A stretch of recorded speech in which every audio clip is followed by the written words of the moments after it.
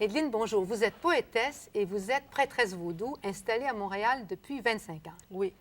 Donc, vous êtes une autorité dans la matière. Bon. Oui, c'est ça. C'est ça. Donc, du vaudou à Montréal, il y en a. Il y en a. Ça se pratique. Oui. Vous le pratiquez. Oui. Vous connaissez les gens qui sont avec vous? Oui. Vous avez en commun d'être tous haïtiens. Est-ce que vous avez en commun de vous connaître? Je connais Danny par liaison à mon mari, Benoît Aquin. Il avait fait sa photo. Il est dans la collection Haïti Chérie. Et puis lui, c'est la première fois que je le vois. Alors, lui, c'est Stanley Péan, qui est lui aussi écrivain. Danny Laferrière, les gens le connaissent. Il est écrivain en ce moment de passage à Montréal parce qu'il habite à Miami. Je pense que vous n'avez absolument pas le même point de vue. Vous êtes, si je peux m'exprimer ainsi, une professionnelle du vaudou. Dans le cas de Danny et Stanley, peut-être qu'il y a des secrets qu'on apprendra, mais à ce que je sache, ils ne sont pas des professionnels du vaudou. Bon, c'est-à-dire que tout le monde peut adapter le vaudou à sa circonstance. Si, par exemple, ici, là, je vois des cierges, moi, je suis obligée de les placer pour vous parce que c'est un peu vaille que vaille. Alors là... Voulez-vous les replacer? Oui, avec plaisir. Je vais faire pour vous un taux de ligba avec. Ça, c'est le centre de la table. Ici, on va placer... Ah, c'est tombé en direct. C'est un œuf? Oui, oui, c'est un œuf. Mais toi, est-ce que tu les reconnais, Danny, les signes qui sont là? Tout le monde, c'est comme... Si tu serais arrivé ici, tu aurais vu cette table-là, puis tu aurais dit, tiens, ils vont faire du vaudou ce matin, ou... Bon, tu aurais vu surtout la bouteille de rhum, pas forcément. C'est ce qui t'aurait attiré d'abord. Non, parce que je sais que donc, ça va être Haïti, ça doit être une cérémonie haïtienne, mais il y a d'autres Je peux me lever un instant? Oui, où l'œuf et la farine sont présentes et les chandelles. Non, pas ici. Mais l'œuf, la farine et le rhum, là, bon, ça peut apparaître aussi les ingrédients d'une recette. On pourrait penser, non, l'œuf, ça pourrait faire un gâteau, ça. Et où est l'eau? L'eau est ici. On va mettre l'eau ici pour le passage. Je prends le passage des ondes. Des ondes. Des ondes. Des ondes, oui. Vous êtes en onde? Oui. L'air supérieur. Alors, vous allez appartient prendre le passage des ondes. Voilà. Oui. Attention. Oups. Voilà. Qu'est-ce que c'est le vaudou? Est-ce que parmi vous trois, il y a quelqu'un qui peut le définir? Toi, Stanley, tu as fait une thèse de doctorat là-dessus. Je suis en train de travailler sur ma thèse. Alors, qu'est-ce que c'est simplement, là, la attention, définition du vaudou? Bien, tout simplement, c'est une religion. Contrairement à ce qu'on pense, on dit toujours que c'est de la sorcellerie et tout ça. C'est la religion principale en Haïti. C'est une religion qui est née pendant l'esclavage. Est-ce que je peux avancer plus vers toi? Parce que pour Oui, avoir oui, plus de allez-y. place. OK. Du métissage entre certains rites africains, certaines religions africaines qui étaient celles des esclaves, et le catholicisme qui leur avait été imposé par les maîtres français ou les maîtres anglais en Jamaïque et tout ça. Le vaudou est né en Haïti, mais il y a des variantes à la Jamaïque, au Brésil, ça s'appelle le candomblé, à Cuba, c'est la santeria, et en gros, c'est vraiment le mélange de religions. C'est né de la même façon, d'une certaine manière, que le jazz, puisque c'est un mélange de musique africaine et d'Occident. Et toi, Danny, si je t'avais demandé une définition du vaudou, aurais-tu pu faire aussi bien que Stanley ou est-ce que tu le perçois autrement? Qu'est-ce que ça représente pour toi? Ah bon, oui, donc je vois très bien le syncrétisme, le truc avec la religion catholique. Je vais te donner un détail plus exact. C'est qu'il y a eu une grande campagne, naturellement. Les gens qui étaient là, et les Français qui étaient en Haïti, naturellement, l'Église catholique n'a jamais voulu entendre parler du vaudou. Le vaudou, déjà, quand il est sorti en 1791, enfin, l'une des grandes cérémonies du vaudou, la cérémonie du Wakaïma, qui a donné une fondation à la lutte des esclaves. C'est-à-dire, l'un des grands pivots de toute résistance de peuple, souvent, c'est la religion et la langue. Et c'est vrai. Et les deux choses qui ont été créées sur le sol d'Haïti, il y a le créole, l'une des dernières langues créées par les humains, et le vaudou. Et c'est ça qui ont été vraiment les deux piliers de la résistance à la colonisation.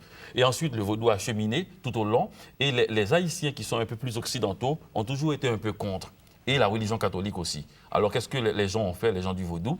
Ils n'ont pas tellement syncrétisé avec l'Église catholique. Tout simplement, ils ont continué à prier les mystères du vaudou, c'est-à-dire les lois, les dieux, comme on pourrait appeler dans d'autres religions, mais seulement il leur a donné des visages de saints catholiques. C'est-à-dire Saint-Jacques Majeur, peut-être... C'était une façon de camoufler C'est ça. ça. Hein? C'est une C'était façon pour de camoufler. On faisait clandestinité. semblant devant l'extérieur. Pour rassurer le maître. Que c'était un saint catholique et puis ça signifiait autre chose. Ce qu'elle vient Donc, c'est de faire... toujours résistance. Ouais. Oui. Ce que vous avez fait ici, là, qu'est-ce que vous avez... Cette configuration, qu'est-ce qu'elle représente? Bon, ici, ça représente un taux de ligba parce que nous sommes en temps de carême où même à l'Église catholique, les saints sont recouverts. sais pas pourquoi, dans cette période-là, les forces sont vraiment doublement, triplement, multiplement invisibles. Donc, ça prend la force de la foi dans une extrême croyance avec une pureté totale pour que ces forces soient visibles. Présentement, j'ai couché la bouteille de rhum, c'est pour ouvrir le passage à Ogou parce que nous sommes 3 béliers, donc Ogou est en force Vous ici. êtes 4 béliers. Vous êtes Bélier aussi? Oui. Mon Dieu, ça c'est formidable! Ah oui, Il va se passer quelque chose, c'est sûr, sur ce. Bon, ça c'est Oui. bien ça. Et puis Alors, vous accordez de l'importance au décan aussi, hein? Oui. alors, Oui. en tout cas, je ne sais pas si on est tous du premier décan, mais... non, moi, premier décan, Premier. premier, deuxième, Et toi? quoi, ça a un Non? rapport avec le vaudou, ça, le fait qu'on soit des béliers? Non, c'est-à-dire que moi, quand on m'invite à faire une chose, je place toujours la force qui est avec moi à travers ma naissance. Et justement, Ogou, c'est comme mon mari, comme on dirait, tu vois. Donc, alors que... Ogou, c'est un j'honore- dieu un dieu du vaudou. L'un des C'est- les plus puissants. C'est ça. Et qu'est-ce qu'il a C'est la comme force carte? du feu, C'est le dieu du feu. le feu cosmique. Alors, c'est lui, ça, là, les chandelles, elles sont là pour évoquer... Non, non. Ici, là, étant donné que nous sommes en temps de carême, où il n'y a pas d'accès. C'est comme un cul-de-sac, c'est fermé, la route est barrée. Tu vois? Donc, alors, ça nous prend le taux de l'Egba. On ne peut plus s'adresser au chemin en croix. Tu vois? Il faut s'adresser au taux de l'Egba. Et avec le vaudou, on fait le bien ou on fait le mal? On peut faire les Tout. deux. On peut faire les deux. Mais est-ce qu'on peut vraiment faire? Est-ce que vous y croyez? Je m'adresse à... Bon, vous êtes prêtresse, Non, alors. non. Eux, Stanley, est-ce que tu y crois? Non, moi, je suis un sceptique. Je veux dire, ça m'intéresse, bon, pour l'étude littéraire, ça m'intéresse aussi comme thème parce que je l'ai utilisé dans mes romans, mais je suis un sceptique. Je veux bien qu'il se passe quelque chose, mais je crois C'était pas. un sceptique, mais tu consacres quand même ta thèse de doctorat à ça. Hein? C'est Parce que un sceptique l'objet, attiré, oui, disons. nécessairement, mais l'objet existe, l'objet est utilisé en fiction. Alors, mais qu'est-ce qu'on en dit exactement? C'est ce sur quoi je travaille présentement. Ouais. Et toi, Denis?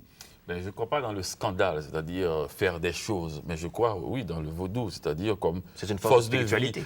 Oui, oui. Et puis, force de vie, c'est une religion. J'ai toujours eu l'impression que la religion catholique est un art de mourir, c'est-à-dire tout est placé sur la promesse d'un paradis, d'un enfer, et on doit expier pour y aller.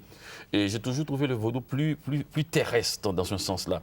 Même si les dieux et l'invisible comptent beaucoup, c'est un art de vivre. Moi, j'ai toujours pensé que c'est un art de vivre. Et c'est une force de vie pour moi, le vaudou. Oui, oui, je crois que ça existe du point de vue métaphysique. Oui. Mais dans les phénomènes particuliers, c'est comme pour l'Église catholique, hein, on peut croire que le Jésus est dans l'hostie, ou bien ne pas croire.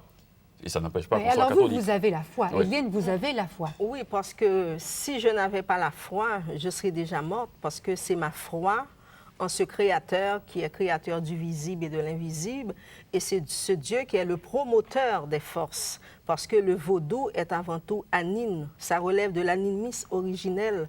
Donc nous sommes les éléments. Donc avec toute la force de notre foi, nous pouvons traverser les éléments et faire de grandes choses. Comme lui, il a dit que, bon, il y a du monde vraiment qui est interversé, tu vois? Par exemple, ici, j'ai couché ma bouteille de rhum. En le couchant, j'ai ouvert un passage, j'ai demandé un passage. Maintenant, je le mets debout, je prends le passage. Mais si, par exemple, et toi-même, tu es une consultante, tu veux que je fasse quelque chose de mal. Moi, automatiquement, si je serre à deux mains, comme il dit, donc je vais te référer aux forces Vous que allez- gère. Non, j'explique pour Oui. dire... Je le pourrais aller côté- vous voir pour vous demander de faire quelque chose de mal? Non, je donne un exemple. Admettons, la bouteille était couchée. Je demande un passage. Je le redresse. Maintenant, le passage est là. La force qui gère à travers cette bouteille est là. C'est au goût. Mais admettons que tu es venu pour me demander une consultation, faire quelque chose de mal. Ça, c'est admettons, parce que moi, je ne fais pas le mal.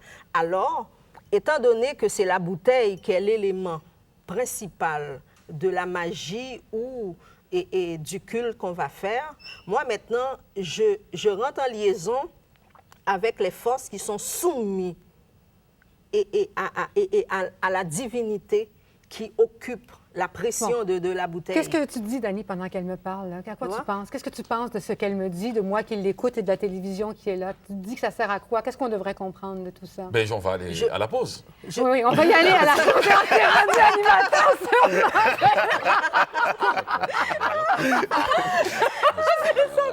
On glisse sur la pelure de banane. on va aller à la pause, mais on va revenir. C'est ça. C'est bien, c'est bien.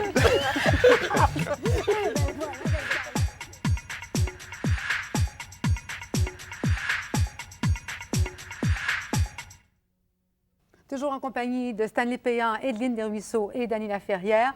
On s'intéresse toujours au vaudou. Je vais vous poser les questions qu'on se pose toujours. Les zombies. Les zombies, est-ce qu'ils existent? Je lis beaucoup de choses. Je lis tout ça. Il y a ce livre ici qui est fascinant, là, que je présenterai aux gens après.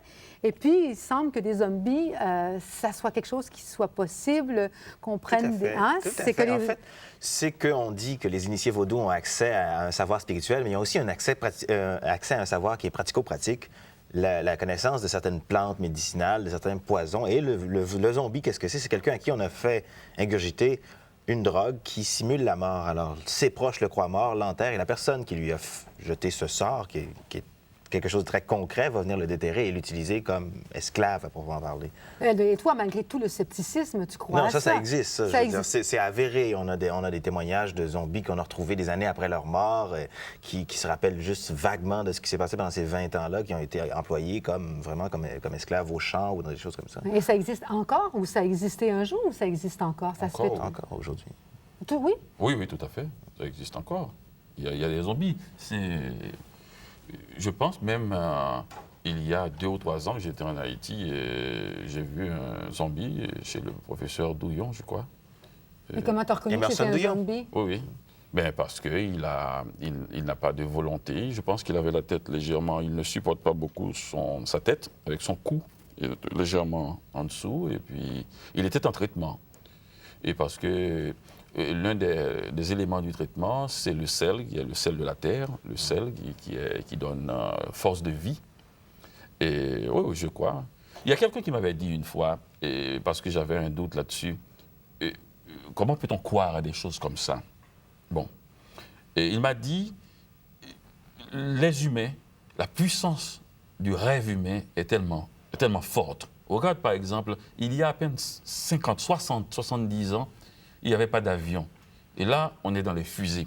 Il m'a dit, imagine quelqu'un, un peuple, tout un continent, qui a mis toute sa force, sa puissance, son énergie, sa puissance de rêve dans une autre direction, dans la direction de l'invisible. Il peut avoir fait quelques progrès aussi.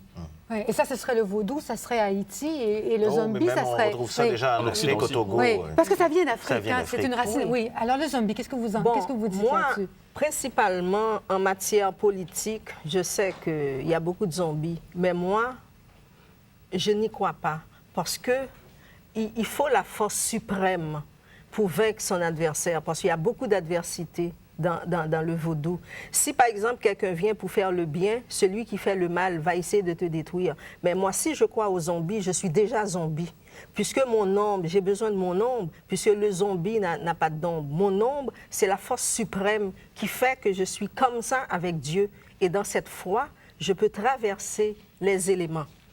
Dans les autres signes qu'on reconnaît facilement, là, qui ont été très exploités par le cinéma, il y a la fameuse poupée qu'on plante d'aiguilles pour faire du mal à quelqu'un. Hein? Bon. En général, c'est pour faire du mal qu'on se sert de ça. Et la poupée, c'est juste parce que autrefois, les anciens, pour pouvoir se mettre en contact avec quelqu'un, pour faire un traitement, ça prend un élément, un symbole qui représente la personne. On a la poupée, qui représente l'effigie humaine ou bien le masque. Mais c'est des choses qu'on employait pour des traitements. Des personnes très malades, on avait besoin de transférer la maladie d'une personne à une autre personne. Mais avec le temps, ils se sont servis de ces choses-là pour faire du mal. Parce que si j'ai votre effigie, donc à la minute, si je fais une cérémonie, au lieu de présenter le cercle, et au lieu de présenter le cercle, j'inverse les 2 triangles, bien et mal. Et puis, je place cette effigie pour la personne, je dis que ça, c'est la personne, je le confronte à un élément. Et vous vous comme en par exemple servez, ça. vous, de Oh ça? non. Moi, là, j'ai... Mais ça, c'est quelque chose qui était déjà présent dans la sorcellerie C'est ça. européenne. On voit ça quand on étudie les pratiques de sorcellerie de l'Europe de l'Est. Il y avait déjà l'idée de la poupée aussi. Donc, c'est pas ça. particulier à Haïti. Qu'est-ce qui t'intéresse? Pourquoi, toi, tu fais ta thèse là-dessus, Stanley? Ayant grandi ici, loin de la culture haïtienne, je me retrouve exposé à des films, à des livres qui en parlent et qui en parlent d'une certaine manière. Ou alors là, je confronte mes parents, je dis, mais c'est vrai, c'est ça le vaudou, c'est ça Haïti? Puis on me dit, non, c'est pas ça. Alors je me dis, je vais fouiller plus loin, je me mets à analyser le vaudou tel qu'il est décrit par Laënnec Urbon, par exemple, dans ce livre-là, de façon scientifique, et ça correspond pas du tout à l'image très folklorique, très film d'horreur qu'on a depuis les premiers films avec Bela Lugosi, I Walked with a Zombie, on avait toutes ces images-là tout à l'heure. Ça, il y a le vaudou tel qu'il est vécu comme mode de vie spirituel, et il y a le vaudou d'Hollywood qui n'a rien à voir, et c'est ce que je confronte. Il y a le vaudou mystique aussi. C'est-à-dire que si tu parles, ce dont elle parle là, j'ai bien connu sa sœur d'ailleurs, qui est un peintre extrêmement important en Haïti. Ce dont elle parle là, elle parle du vaudou mystique. Et moi, je pense ne pas avoir accès à cela, ni lui, c'est-à-dire on peut te renseigner, on peut te parler de choses avec un minimum de logique. Mais quand elle parle de la pureté de la foi, il n'y a pas de religion, il n'y a pas de rêve humain sans cette pureté de la foi. Et ça, tu l'as ou tu ne l'as pas. Moi, je ne l'ai pas. C'est-à-dire, il faut y croire. Et toi, tu le respectes quand même? Quoi? Moi, je pense qu'il faut le respecter. Oui. Je n'ai même pas besoin de respecter, elle n'en a pas... Enfin, Ta cette grand-mère, fois-là, dont tu parles tant dans tes livres, là, qu'est-ce qu'elle dirait? Qu'est-ce qu'elle dit du vaudou, ta grand-mère? Qu'est-ce qu'elle disait, en fait? Elle est née là-dedans, elle a toujours vécu là-dedans, elle est ça, elle n'en parle pas. Il n'y a pas de parole là, et elle est là à nous en parler pour faire comprendre cela, mais au fond, il n'y a pas de parole, d'explication là-dedans. Elle est là, elle est ça. C'est une foi, c'est-à-dire, ça ne se fait pas. On est Par exemple, confronté. On est confronté. Chaque jour, notre vie, nous confrontons des dangers. Parce que l'air est formé des petits grains de poussière. Donc, quand on marche, on rencontre quelqu'un de mauvais. Il faut, comme on dit ça, corner ses cornes avec, croiser son épée. Là, on tombe dans arme pour arme, prière pour prière. Tu vois? Alors là, si moi, je n'ai pas de la foi, si je ne crois pas dans ce que je fais, dans cette lumière-là qui se dégage de ça, donc moi, cette personne... Et que nous, tous autour de là, en ce moment, il n'y a rien de sérieux. Ici, on fait une entrevue, mais que nous tous, ici, on n'ait pas cette foi-là que vous avez. Parce que moi, je suis une initiée, j'ai été élevée, j'ai été initiée pour aider les gens qui sont en difficulté. Et vous pensez qu'elle peut aider? Je peux faire le dézonage. Moi, je pense que oui. Comment tu faire le dézonage? Je peux traiter quelqu'un... Le dézonage? Oui, quand quelqu'un de vieille va mourir, prendre ses forces, le traverser dans l'héritier, celui qui doit continuer. Parce que si on laisse la personne mourir avant de le dézoner, qu'est-ce qui va arriver? La personne est obligée de voyager dans son pays, d'aller s'adresser au Govi. C'est ton pays sans chapeau, ça? Le pays sans chapeau, c'est la mort. Oui. C'est la dimension inconnue à l'homme. Mais la mort, c'est une promotion pour l'initié.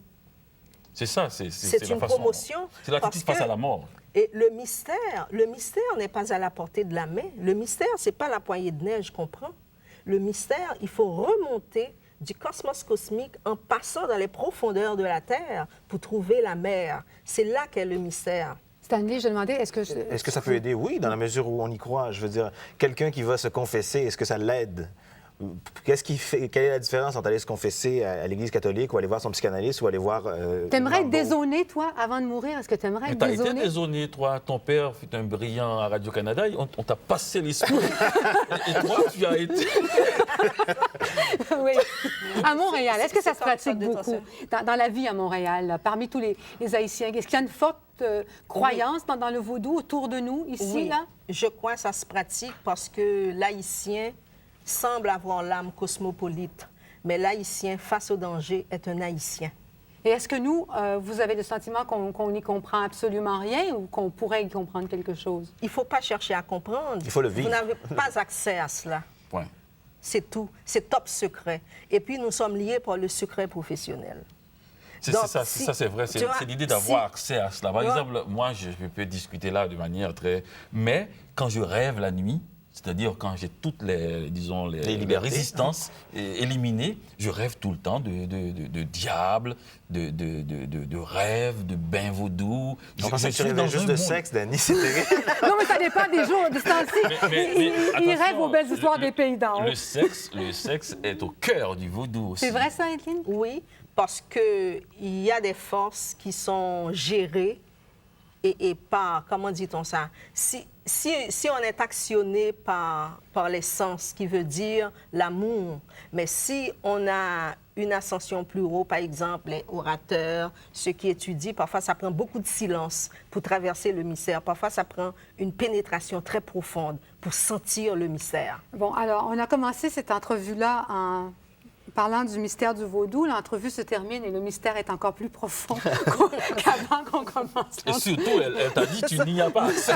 Ah non, c'est ça, on est Fini, rejeté. on oublie ça. Qu'est-ce que je peux obtenir? Tu l'as lu, Stanley, Oui, ce c'est magnifique petit livre-là chez C'est un des Découverte? livres les plus complets et les plus accessibles de la collection Découverte de Gallimard, Les mystères du vaudou. Léonec Urbon, qui est un anthropologue haïtien, qui, lui, l'analyse avec énormément de sympathie et qui il fait tomber les mythes avec ça.